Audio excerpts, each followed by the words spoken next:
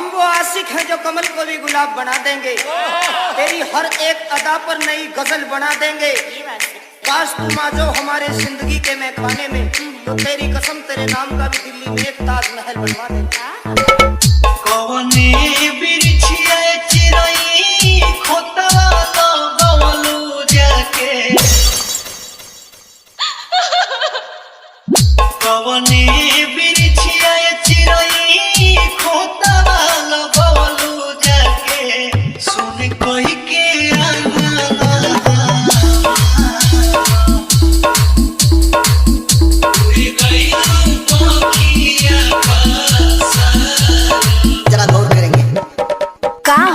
निकेतराज जान ले बका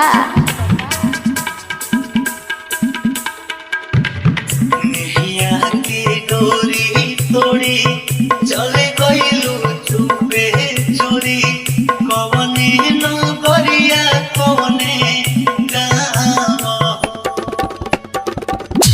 खोजिले मन में धाई धाई घर आंगन में, धरतिया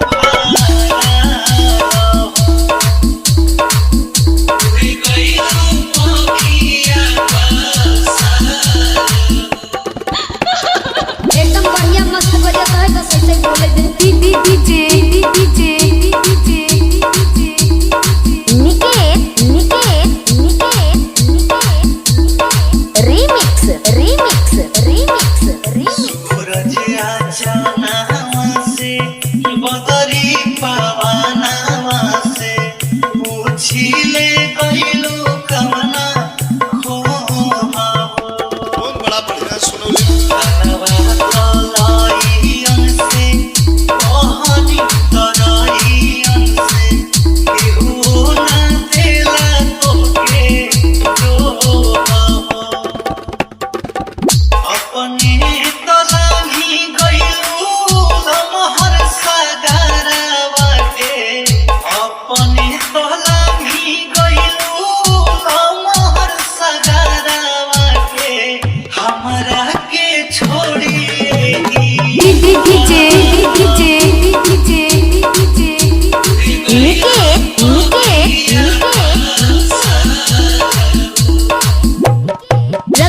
बाजार मीनापुर मुजफ्फरपुर।